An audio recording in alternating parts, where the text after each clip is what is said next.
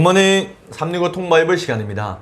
느헤미야의 결단으로 시작된 예루살렘 성벽 재건 공사는 시작한 지 얼마 되지 않아 곧바로 내후 외환의 장애물에 부딪히고 맙니다. 첫 번째 장애물은 예루살렘의 피폐한 상황을 이용해서 자신들이 이익을 챙기려고 하는 산발랏 도비야와 같은 사람들의 방해였습니다. 그러나 느헤미야와 기한 공동체는 이에 굴하지 않고 한 손으로 일을 하며 또 한 손으로는 병기를 잡고 위기를 대처해 나갑니다. 그러나 급기야 방해자들은 느헤미야를 오노 평지로 불러내어 암살할 계획까지 세웁니다. 그리고 느헤미야가 반역을 꾸민다고 페르시아 왕에게 거짓으로 고발하겠다며 느헤미야를 협박합니다. 그러나 느헤미야는 그들의 거짓 협박에 넘어가지 않습니다. 성벽 재건의 두 번째 장애물은 기한 공동체 내부 안에 있었습니다. 어려운 형편 탓에 부한자들에게 고리대금을 얻었던 가난한 사람들이 빌린 돈을 갚을 수 없게 되자 자신을 종으로 팔아야 하는 상황에까지 이른 것입니다. 그러나 느헤미야는 귀족들과 민장들을 불러 종으로 팔려갈 형편에 처한 가난한 자들의 자녀들이 종으로 팔려가지 않도록 그들을 꾸짖고 조치를 취합니다. 아울러 느헤미야는 자기 식탁으로 공동체 지도자들을 계속 초청하여서 식탁 교대를 함께 나누면서 내부 결속을 다집니다. 그리고 자신은 총독 재임 기간이었던 아닥스다 왕 20년까지 그리고 32년까지 총독의 녹을 받지 않는 솔선수범의 모범을 보여줍니다. 자, 그러면 오늘의 성경 느헤미야 4장에서 7장까지 읽도록 하겠습니다.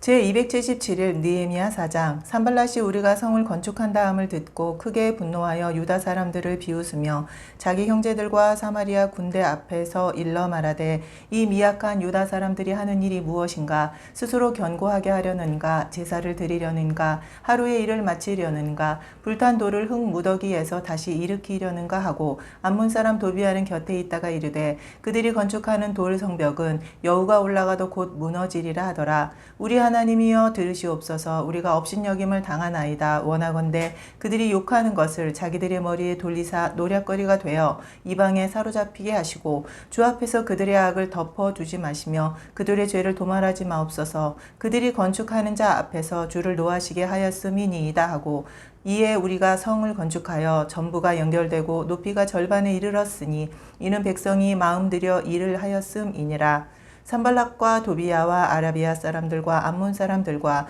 아스돗 사람들이 예루살렘 성이 중수되어 그 허물어진 틈이 메꾸어져 간다 함을 듣고 심히 분노하여 다 함께 꾀하기를 예루살렘으로 가서 치고 그곳을 요란하게 하자 하기로 우리가 우리 하나님께 기도하며 그들로 말미암아 파수꾼을 두어 주야로 방비하는데 유다 사람들은 이르기를 흙무더기가 아직도 많거늘 짐을 나르는 자의 힘이 다 빠졌으니 우리가 성을 건축하지 못하리라 하고 우리의 원수들은 이르기를 그들이 알지 못하고 보지 못하는 사이에 우리가 그들 가운데 달려들어가서 살육하여 역사를 그치게 하리라 하고 그 원수들의 근처에 거주하는 유다 사람들도 그 각처에서 와서 10번이나 우리에게 말하기를 너희가 우리에게로 와야 하리라 하기로 내가 성벽 뒤에 낮고 넓은 곳에 백성이 그들의 종족을 따라 칼과 창과 활을 가지고 서 있게 하고 내가 돌아본 후에 일어나서 귀족들과 민장들과 남은 백성에게 말하기를 너희는 그들을 두려워하지 말고 지극히 크시고 두려우신 주를 기억하고 너희 형제와 자녀와 아내와 집을 위하여 싸우라 하였느니라. 우리의 대적이 우리가 그들의 의도를 눈치챘다 함을 들으니라. 하나님이 그들의 꾀를 패하셨으므로 우리가 다 성에 돌아와서 각각 일하였는데 그때로부터 내 수하 사람들의 절반은 일하고 절반은 갑옷을 입고 창과 방패와 활을 가졌고 민장은 유다 온 족속의 뒤에 있었으며 성을 건축하는 자와 짐을 나르는 자는 다 각각 한 손으로 일을 하며 한 손에는 병기를 잡았는데 건축하는 자는 각각 허리에 칼을 차고 건축하며 나팔 부는 자는 내 곁에 섰었느니라. 내가 귀족들과 민장들과 남은 백성에게 이르기를 이 공사는 크고 넓으므로 우리가 성에서 떨어져 거리가 먼즉 너희는 어디서든지 나팔 소리를 듣거든 그리로 모여서 우리에게로 나아오라. 우리 하나님이 우리를 위하여 싸우시리라 하였느니라. 우리가 이같이 공사하는데 무리의 절반은 동틀 때부터 별이 나기까지 창을 잡았으며 그때 내가 또 백성에게 말하기를 사람마다 그 종자와 함께 예루살렘 안에서 잘지니 밤에는 우리를 위하여 파수하겠고 낮에는 일하리라 하고 나나 내 형제들이나 종자들이나 나를 따라 파수하는 사람들이나 우리가 다 우리의 옷을 벗지 아니하였으며 물을 기르러 갈 때에도 각각 병기를 잡았느니라. 느헤미야 5장. 그때 백성들이 그들의 아내와 함께 크게 부르짖어 그들의 형제인 유다 사람들을 원망하는데 어떤 사람은 말하기를 우리와 우리 자녀가 많으니 양식을 얻어 먹고 살아야 하겠다 하고 어떤 사람은 말하기를 우리가 밭과 포도원과 집이라도 저당 잡히고 이 흉년에 곡식을 얻고자 하고 어떤 사람은 말하기를 우리는 밭과 포도원으로 돈을 빚내서 왕에게 세금을 바쳤도다. 우리 육체도 우리 형제의 육체와 같고 우리 자녀도 그들의 자녀와 같거늘 이제 우리 자녀를 종으로 파는도다. 우리 딸 중에 벌써 종된 자가 있고 우리의 밭과 포도원이 이미 남의 것이 되었으나 우리에게는 아무런 힘이 없도다 하더라.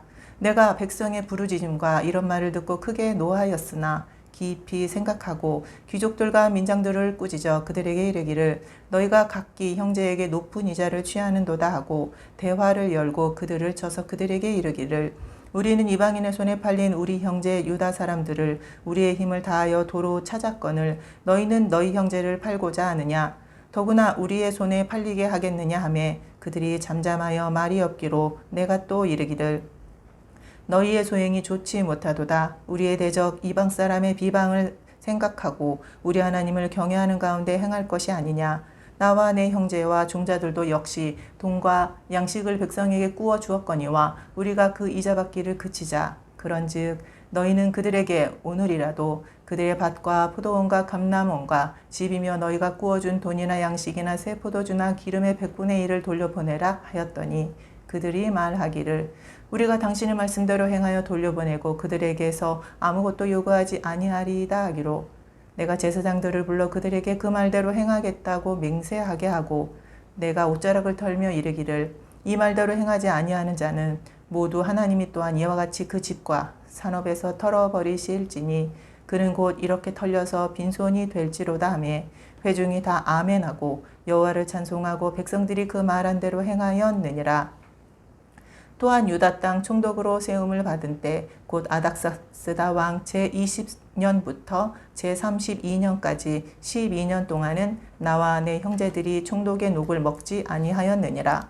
나보다 먼저 있었던 총독들은 백성에게서 양식과 포도주와 또 은 40세겔을 그들에게서 빼앗았고 또한 그들의 종자들도 백성을 압제하였으나 나는 하나님을 경외함으로 이같이 행하지 아니하고 도리어 이 성벽 공사에 힘을 다하며 땅을 사지 아니하였고 내 모든 종자들도 모여서 일을 하였으며 또 내 상에는 유다 사람들과 민장들 150명이 있고 그 외에도 우리 주위에 있는 이방 족속들 중에서 우리에게 나온 자들이 있었는데 매일 나를 위하여 소 1마리와 살찐 양 6마리를 준비하며 닭도 많이 준비하고 열흘에 한 번씩은 각종 포도주를 갖추었나니 비록 이같이 하였을지라도 내가 총독의 녹을 요구하지 아니하였음은 이 백성의 부욕이 중함이었더라.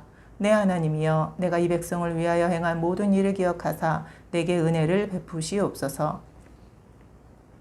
느헤미야 6장.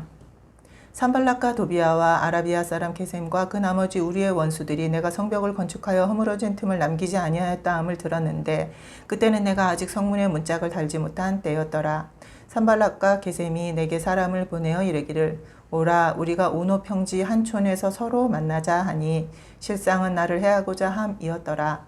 내가 곧 그들에게 사자들을 보내어 이르기를 내가 이제 큰 역사를 하니 내려가지 못하겠노라. 어찌하여 역사를 중지하게 하고 너희에게로 내려가겠느냐 하매 그들이 4번이나 이같이 내게 사람을 보내되 나는 똑같이 대답하였더니 산발랏이 5번째는 그 종자의 손에 봉하지 않은 편지를 들려 내게 보냈는데 그 글에 이르기를 이방 중에도 소문이 있고 가스무도 말하기를 너와 유다 사람들이 모반하려 하여 성벽을 건축한다 하나니 내가 그 말과 같이 왕이 되려 하는도다. 또 내가 선지자를 세워 예루살렘에서 너를 들어 선전하기를 유다의 왕이 있다 하게 하였으니 지금 이 말이 왕에게 들릴지라. 그런즉 너는 이제 오라 함께 의논하자 하였기로 내가 사람을 보내어 그에게 이르기를 내가 말한 바 이런 일은 없는 일이요 내 마음에서 지어낸 것이라 하였나니 이는 그들이 다 우리를 두렵게 하고자 하여 말하기를 그들의 손이 피곤하여 역사를 중지하고 이루지 못하리라 함이라. 이제 내가 손을 힘있게 하옵소서 하였노라. 이후에 무에다벨의 손자 들라야의 아들 스마야가 두문불출하기로 내가 그 집에 가니 그가 이르기를 그들이 너를 죽이러 올 터이니 우리가 하나님의 전으로 가서 외소 안에 머물고 그 문을 닫자. 저들이 반드시 밤에 와서 너를 죽이리라 하기로 내가 이르기를 나 같은 자가 어찌 도망하며 나 같은 몸이면 누가 외소에 들어가서 생명을 보존하겠느냐. 나는 들어가지 않겠노라 하고 깨달은즉 그는 하나님께서 보내신 바가 아니라 도비야와 산발랏에게 뇌물을 받고 내게 이런 예언을 함이라. 그들이 뇌물을 준 까닭은 나를 두렵게 하고 이렇게 함으로 범죄하게 하고 악한 말을 지어 나를 비방하려 함이었느니라. 내 하나님이여 도비야와 산발렛과 여선지 노아디아와 그 남은 선지자들 곧 나를 두렵게 하고자 한 자들의 소행을 기억하옵소서 하였노라. 성벽 역사가 50여일 만인 엘룰럴 25일에 끝남에 우리의 모든 대적과 주위에 있는 이방 족속들이 이를 듣고 다 두려워하여 크게 낙담하였으니 그들이 우리 하나님께서 이 역사를 이루신 것을 알미니라. 또한 그때 유다의 귀족들이 여러 번 도비아에게 편지하였고 도비아의 편지도 그들에게 이르렀으니 도비아는 아라의 아들 스가냐의 사유가 되었고 도비아의 아들 여호하난도 베랴가의 아들 무술람의 딸을 아내로 맞이하였으므로 유다에서 그와 동맹한 자가 많음이라. 그들이 도비아의 선행을 내 앞에 말하고 또 내 말도 그에게 전하매 도비아가 내게 편지하여 나를 두렵게 하고자 하였느니라. 느헤미야 7장. 성벽이 건축됨에 문짝을 달고 문지기와 노래하는 자들과 레위 사람들을 세운 후에 네아우 하나니와 영문에 관한 하나냐가 함께 예루살렘을 다스리게 하였는데 하나냐는 충성스러운 사람이요 하나님을 경외함이 무리 중에서 뛰어난 자라. 내가 그들에게 이르기를 해가 높이 뜨기 전에는 예루살렘 성문을 열지 말고 아직 파수할 때에 곧 문을 닫고 빗장을 지르며 또 예루살렘 주민이 각각 자기가 지키는 곳에서 파수하되 자기 집 맞은편을 지키게 하라 하였노니 그 성읍은 광대하고 그 주민은 적으며 가옥은 미처 건축하지 못하였음이니라. 내 하나님이 내 마음을 감동하사 귀족들과 민장들과 백성을 모아 그 계보대로 등록하게 하심으로 내가 처음으로 돌아온 자의 계보를 얻었는데 거기에 기록된 것을 보면 옛적에 바벨론 왕 느부갓네살에게 사로잡혀 갔던 자들 중에서 노임을 받고 예루살렘과 유다에 돌아와 각기 자기들의 성읍에 이른 자들 곧 스룹바벨과 예수아와 느헤미야와 아사랴와 라하미야와 나하마니와 모르드게와 빌산과 미스베렉과 비그웨와 느훔과 바하나와 함께 나온 이스라엘 백성의 명수가 이러하니라. 바로스 자손이 2172명이요 스바랴 자손이 372명이요 아라 자손이 652명이요 바하모압 자손 곧 예수아와 요압 자손이 2818명이요 엘람 자손이 1254명이요 사뚜 자손이 845명이요 삭게 자손이 760명이요 빈누이 자손이 648명이요 부베 자손이 628명이요 아스갓 자손이 2322명이요 아도니감 자손이 667명이요 비그웨 자손이 2067명이요 아딘 자손이 655명이요 아델 자손 곧 히스기야 자손이 98명이요 하숨 자손이 328명이요 베세 자손이 324명이요 하립 자손이 112명이요 기브온 사람이 95명이요 베들레헴과 느도바 사람이 188명이요 아나돗 사람이 128명이요 벳 아스마의 사람이 42명이요 기럇 여아림과 그비라와 브에롯 사람이 743명이요 라마와 게바 사람이 621명이요 믹마스 사람이 122명이요 베델과 아이 사람이 123명이요 기타 느보 사람이 52명이요 기타 엘람 자손이 1254명이요 하림 자손이 320명이요 여리고 자손이 345명이요 로드와 하딧과 오노 자손이 721명이요 스나아 자손이 3930명이었느니라.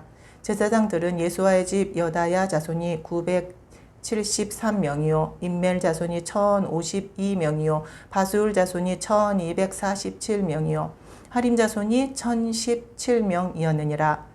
레위 자손들은 호드야 자손 곧 예수아와 감미엘 자손이 74명이요 노래하는 자들은 아삽 자손이 148명이요 문지기들은 살룸 자손과 아델 자손과 달문 자손과 아굽 자손과 하디다 자손과 소베 자손이 모두 138명이었느니라. 느디님 자손들은 시아 자손과 하수바 자손과 답바옷 자손과 게로스 자손과 시아 자손과 바돈 자손과 르바나 자손과 하가바 자손과 살메 자손과 하난 자손과 깃델 자손과 가알 자손과 르아야 자손과 르신 자손과 느고다 자손과 가삼 자손과 우사 자손과 바세아 자손과 베세 자손과 무우님 자손과 느비 스심 자손과 박북 자손과 하그바 자손과 할훌 자손과 바슬릿 자손과 무히다 자손과 하르사 자손과 바르고스 자손과 시스라 자손과 데마 자손과 느시아 자손과 하디바 자손이었느니라. 솔로몬의 신하의 자손은 소대 자손과 소베렛 자손과 브리다 자손과 야알라 자손과 다르곤 자손과 깃델 자손과 스바디아 자손과 핫딜 자손과 보게렛 하스바임 자손과 아몬 자손이니 모든 느디님 사람과 솔로몬의 신하의 자손이 392명이었느니라. 델멜라와 델하르사와 그룹과 앗돈과 인멜로부터 올라온 자가 있으나 그들의 종족이나 계보가 이스라엘에 속하였는지는 증거할 수 없으니 그들은 들라야 자손과 도비야 자손과 느가다 자손이라. 모두가 642명이요 제사장 중에는 호바야 자손과 학고스 자손과 바르실레 자손이니 바르실레는 길라앗 사람 바르실레의 딸 중에 하나로 아내를 삼고 바르실레의 이름으로 불린 자라. 이 사람들은 계보 중에서 자기 이름을 찾아도 찾지 못하였으므로 그들을 부정하게 여겨 제사장의 직분을 행하지 못하게 하고 총독이 그들에게 명령하여 우림과 둠밈을 가진 제사장이 일어나기 전에는 지성물을 먹지 말라 하였느니라. 온 회중의 합계는 42,360명이요 그 외 노비가 7,337명이요 그들에게 노래하는 남녀가 245명이 있었고 말이 736마리요 노새가 245마리요 낙타가 435마리요 나귀가 6,720마리였느니라.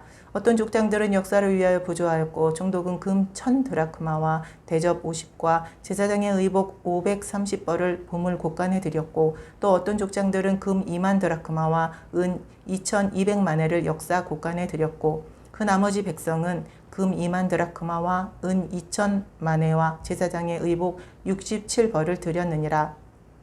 이와 같이 제사장들과 레위 사람들과 문지기들과 노래하는 자들과 백성 명몇과 느디님 사람들과 온 이스라엘 자손이 다 자기들의 성읍에 거주하였느니라. 아멘.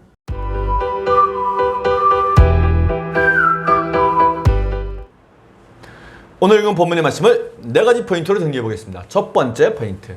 느헤미야의 예루살렘 성벽 재건 공사는 시작한 지 얼마 되지 않아 내후 외환을 맞게 됩니다. 예루살렘 성벽 재건 공사를 시작한 지 채 얼마 되지 않아 산발랏 무리들이 방해를 시작합니다. 산발랏의 무리들이 그들의 반대에도 불구하고 느헤미야와 기한 공동체가 성벽 재건 공사를 시작하자 분노를 표출하면서 조롱했던 것입니다. 그들이 예루살렘 성벽 공사가 너무 허술해서 그 성벽은 요만 올라가도 곧 무너질 것이라고 폄하하면서 얘기했습니다.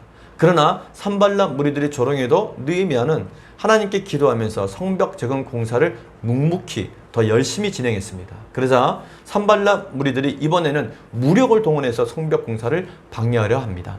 산발랏 무리들이 심리적으로 성벽 공사자들이 사기를 떨어뜨리려 했으나 느헤미야와 기한 공동체가 흔들림 없이 강행하자 무력으로 막으려고 했던 것입니다. 상황이 이렇게 되자 느헤미야는 오히려 기도하며 파수꾼을 세우는 것으로 대응을 합니다. 이처럼 산발랏 무리들의 방해에도 느헤미야는 흔들림이 없었지만 그러나 기한 공동체는 달랐습니다. 기한 공동체의 사기가 저하되는 것은 어쩔 수가 없었습니다. 기한 공동체의 사기 저하는 다음과 같이 크게 3가지로 나타났습니다. 첫 번째는 성벽 재건 공사를 못할 것이라는 패배주의. 우리는 못할 것이다, 실패할 것이다 라는 패배주의. 두 번째는 대적들에게 공격을 당할 것이라는 두려움. 세 번째는 기한 공동체 내부의 분열이었습니다. 즉 공사를 중단하고 대적들의 공격에 대비하자고 10번이나 주장하는 사람들이 생긴 것입니다. 사태가 이렇게 심각해지자 느헤미야는 다음과 같이 위기를 돌파합니다. 내가 성벽 뒤에 낮고 넓은 곳에 백성이 그들의 종족을 따라 칼과 창과 활을 가지고 서 있게 하고 내가 돌아본 후에 일어나서 귀족들과 민장들과 남은 백성에게 말하기를 너희는 그들을 두려워하지 말고 지극히 크시고 두려우신 주를 기억하고 너희 형제와 자녀와 아내와 집을 위하여 싸우라 하였느니라. 아멘. 이는 느헤미야가 두려워 떠는 기한 공동체에게 크고 두려우신 주님을 기억하면서 대적들의 공격에 맞설 방어 준비를 명령했던 것입니다. 성벽 뒤에 낮고 넓은 곳에서 종족에 따라 군사와 무기를 준비하여서 전쟁에 대비합니다.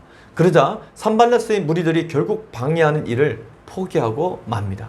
느헤미야는 성벽 재건 완공을 위해 다음과 같은 일들을 결정하고 추진합니다. 첫 번째는 기한 공동체는 끝까지 경계를 늦추지 않고 한 손으로는 공사를 진행하고 또 다른 한 손으로는 병기를 잡고 적의 공격에 대비하면서 성벽 재건 공사를 끝까지 추진하기로 결의합니다. 두 번째는 느헤미야는 귀한 공동체에게 하나님께서 우리를 도우실 것이라고 독려하며 위로했습니다. 이러한 느헤미야의 추진력에 힘입어서 기한 공동체는 성벽 재건 공사를 중단 없이 계속 진행하게 됩니다.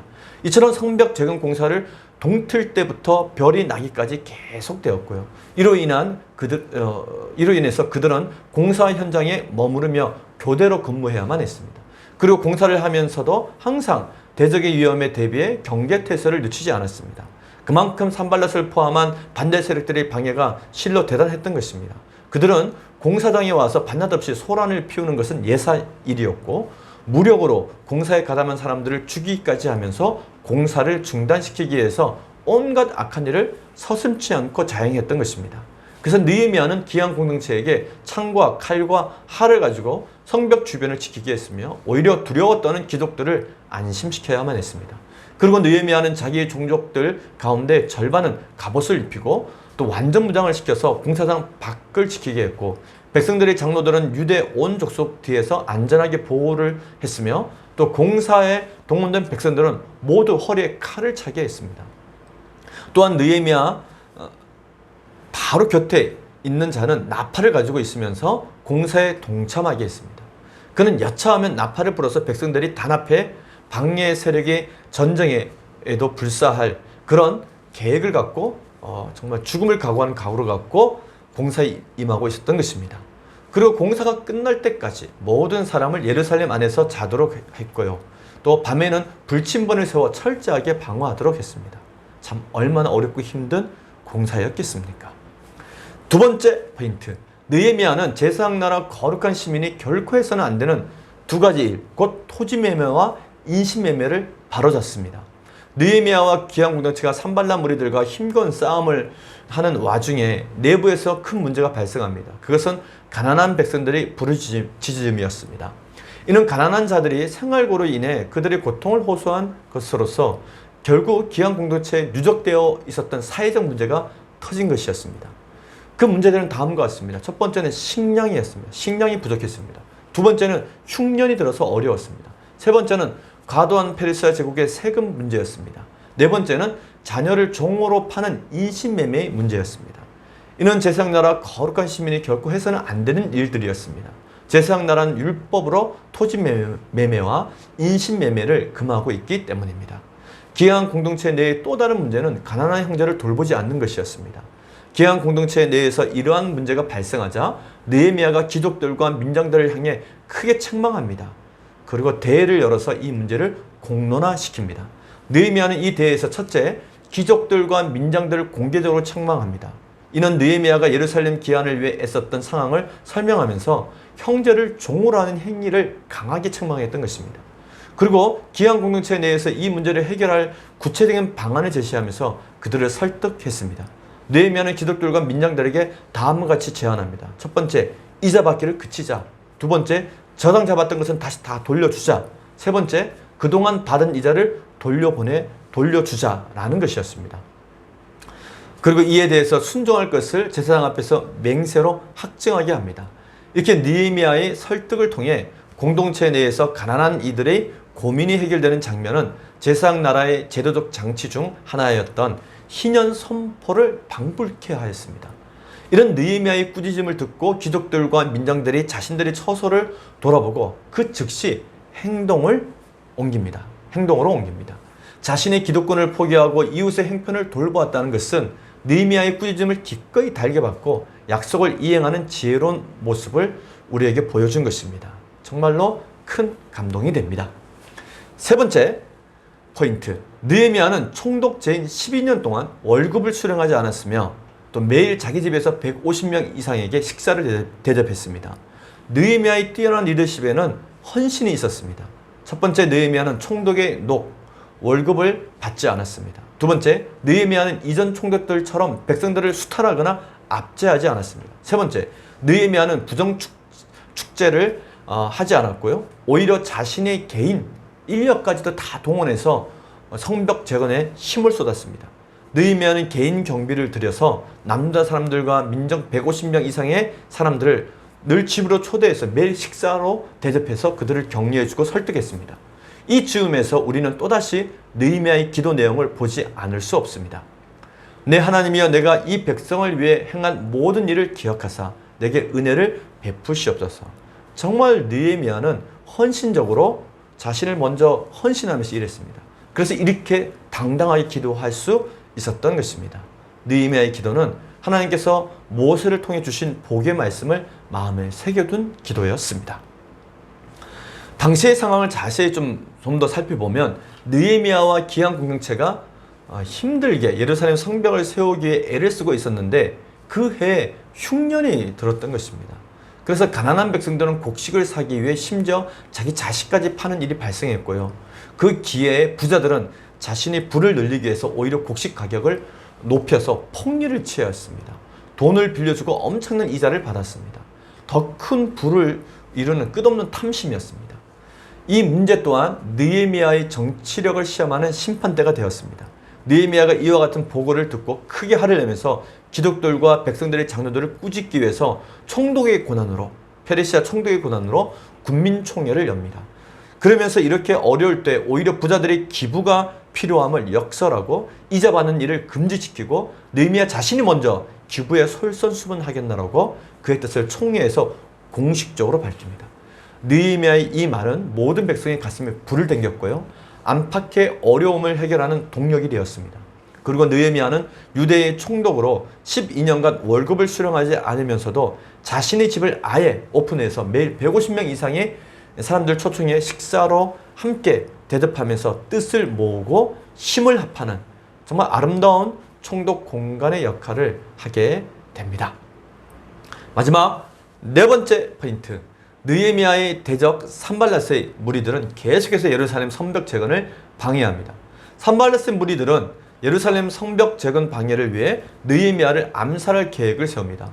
그들은 느헤미야를 오노 평지로 불러내어서 암살하려고 했습니다.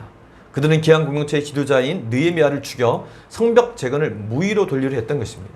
산발랏 무리들은 느헤미야를 암살하기 위해 그들의 의도를 숨긴 채 느헤미야에게 4번이나 회담을 제의합니다. 그러나 느헤미야는 산발랏 무리들의 의도를 알았기 때문에 그들의 술수에 넘어가지 않았습니다. 그러자 산발랏의 5번째 방법으로 느헤미야에게 협박 편지를 보냅니다. 그것은 느헤미야가 페르시아 제국에 반역하여 유대 지역의 왕이 되려 한다는 헛소문을 이용했던 것입니다. 그 일에 대해 의논하자면서 내가 편지 쓰기 전에 이런 소문이 도니까 나와 만나자 이렇게 얘기를 했는데, 사실 이 제안 안에는 느헤미야를 불러내서 죽이고자 하는 계략이 숨어 있었던 것이죠. 그러나 느헤미야는 이 암살 계획에 넘어가지 않습니다. 느헤미야는 산발랏의 협박 편지에도 동요하지 않고 이번에도 그들의 실수를 잘 넘어갑니다. 모든 것이 하나님의 은혜였겠죠. 산발랏의 음모가 통하지 않자 이제는 그들은 스마야를 통해서 거짓 예언을 하게 합니다. 이후에 무에다벨의 손자 들라의 아들 스마야가 두문불출하기로 내가 그에게 가니 그가 이르기를 그들이 너를 죽이러 올 터이니 우리가 하나님의 전으로 가서 외소 안에 머물고 그 문을 닫자. 저들이 반드시 밤에 와서 너를 죽이리라 하기로. 아멘. 스마야의 제안에 대해서도 느헤미야는 그것을 거부합니다. 스마야가 하도 일터에 안 나오니까 병들었다는 소문을 듣고 가서 병문안을 갔는데 스마야가 이 거짓 예언을 얘기했던 것입니다. 성소로 끌어들여 거기서 느헤미야를 죽이고자 했던 것이죠. 이것은 바로 스마야가 도비아와 산발랏에게 뇌물을 받고 거짓말로 느헤미야를 성전의 외소로 유인하려고 했던 것이었습니다. 즉 느헤미야가 살아야 될 것이라고 하는 거짓 예언으로 느헤미야가 겁을 주어서 느헤미야를 성전으로 유인하려고 했던 것입니다. 그 후에도 산발랏 외에 많은 무리의 방해와 음모는 계속되었지만 느헤미야는 모든 것을 이겨내며 하늘의 하나님께 기도로 나아갑니다. 마지막 5번째 포인트, 느헤미야는 52일 만에 예루살렘 성벽 재건 공사를 끝내고 예루살렘 성의 관리 책임자를 세웁니다. 불과 52일 만에 성벽 공사 모두를 마무리 지었다는 것은 참으로 놀라운 일이 아닐 수 없습니다. 이에 대해서 그 공사에 참여했던 사람들은 본인들이 땀 흘려 일했음에도 불구하고 이 모든 역사를 하나님께서 이루셨다고 하나님께 영광을 돌리며 고백합니다. 사실 하나님께서 도우셨다는 사실은 모든 대적과 이방 족속들도 아는 바였습니다. 사람의 힘으로는 그 시작도 진행도 마무리도 불가능하다고 생각되었던 성벽 재건이 하나님의 능력으로 시작되어 진행되었고 완성된 것입니다. 하나님께서는 느헤미야가 아낙스다 왕의 술 맡은 관원으로 있기 이전부터 이미 이 성벽 재건 공사를 계획하셨고 준비하셨습니다. 이렇게 하나님께서 이루시는 역사는 사람이 감히 막을 수 없습니다. 그러나 땀방울 없이 거저 이루어진 일 또한 없다는 사실을 우리는 늘 잊지 말아야 됩니다. 엄청난 헌신과 노력이 있었다는 사실이죠. 그러나 성벽 재건이 완성된 후에도 대적자들의 방해는 끝나지 않았습니다. 도비아는 유대 기독들과 내통해서 느헤미야에 대한 정보를 공유하며 느헤미야의 개혁에 계속 걸림돌이 됩니다. 이렇게 끝까지 긴장을 놓을 수 없는 중에 느헤미야가 예루살렘 성의 관리자들을, 그 책임자들을 세웁니다. 느헤미야는 문장을 달고 문지기에 또 노래하는 자들, 그리고 레위 사람들을 성의 관리자로 세우고 또한 하나니와 하나냐를 예루살렘 지도자로 세웁니다. 느헤미야가 성벽을 건축하기 전에는 성문을 닫는 것이 아무런 소용이 없었습니다. 왜냐하면 성벽이 없다 보니 밤이면 산짐승들이 민가에 들어와서 완성되지 못한 가옥에 사는 백성들을 괴롭게 하고 두렵게 했던 것입니다. 그러므로 느헤미야가 성벽을 재건하기로 마음먹었던 이유 중에 하나는 안전하게 만들어주기 위해서였습니다. 자신의 집도 건축할 힘이 없는 이들에게 느헤미야는 성벽을 세워 밤에도 안심하고 쉴 수 있도록 해 주었던 것입니다. 이 모든 일을 마치고 느헤미야가 에스라 2장에서 소개한 1차 기한자들의 명단을 다시 조사하여 기록합니다. 느헤미야가 1차 기한자들의 명단을 기록했던 이유는 2차와 3차 기한자들은 느헤미야와 동시대의 사람들이었기 때문에 대부분 예루살렘에 정착하고 살고 있었고 파악하는 것이 어렵지 않았습니다. 그러나 1차 기한자들은 이미 100년 전에 기한한 자들로서 유다 지역 곳곳에 흩어져 살고 있어서 인구조사를 다시 할 필요가 있었습니다. 또한 이 명단은 느헤미야 11장에 기록된 예루살렘에 거주할 백성들과 또 다른 성읍에 거주할 자들을 제비 뽑을 수 있는 좋은 기초 자료가 되었을 것입니다. 그리고 느헤미야 12장의 성벽 봉헌식에 앞서 제사장과 레위 사람들을 기록하여서 그들에게 역할을 맡기고 실행할 수 있는 일들을 맡겼습니다. 느헤미야의 성벽 재건의 꿈은 하나님의 소원이었습니다. 다시 말해 예루살렘 성 안에 사는 많은 백성이 그곳에서 평안한 삶을 살 수 있게 되는 것이 하나님의 꿈이었습니다. 느헤미야가 백성의 지도자들과 함께 계수하는 백성 한 명 한 명은 하나님께서 소중히 여기시며 지극히 사랑하시는 하나님 백성들의 이름이었습니다. 오늘 우리는 느헤미야 4장에서 7장까지 읽었습니다. 느헤미야가 멋진 이유는 그의 삶의 실천적 모범이 되었기 때문입니다. 그는 입술로만 하나님의 사람으로 살았던 것이 아니라 삶의 모든 부분에서 하나님의 뜻대로 살고자 먼저 헌신하고 순종했던 사람이었습니다. 느헤미야는 자신의 삶의 내용에 대해서 스스로 이렇게 회고합니다. 이전 총독들은 돈과 많은 것을 횡령해서 백성들을 압제했지만 나는 지난 12년 동안 맡은 일들을 성실하게 감당했고 백성들과 함께 했으며 개인의 영유를 추구하지 않았다라고 말합니다. 이런 그의 고백은 진실이었습니다. 누구든지 자신의 이익을 위해서는 노력하기 마련이고 또한 공동체를 위해서 일하더라도 일정한 대가를 담보로 할 때가 많습니다. 공동체의 발전과 이익을 위하여 이렇게 자신의 것을 포기하면서까지 애쓰기는 말처럼 쉽지 않습니다. 하지만 느헤미야는 마땅히 누릴 수 있는 권리를 다 내려놓고 공동체를 위해 끊임없이 자신이 먼저 헌신하며 노력했던 것입니다. 이런 느헤미야의 삶의 내용은 이 시대를 이끌어갈 사명을 가진 모든 그리스도인들에게 정말 모범이 되는 케이스입니다. 우리도 느헤미야의 삶을 본받아 먼저 헌신하고 충성하는 그런 멋진 하나님의 사람이 됩시다. 화이팅!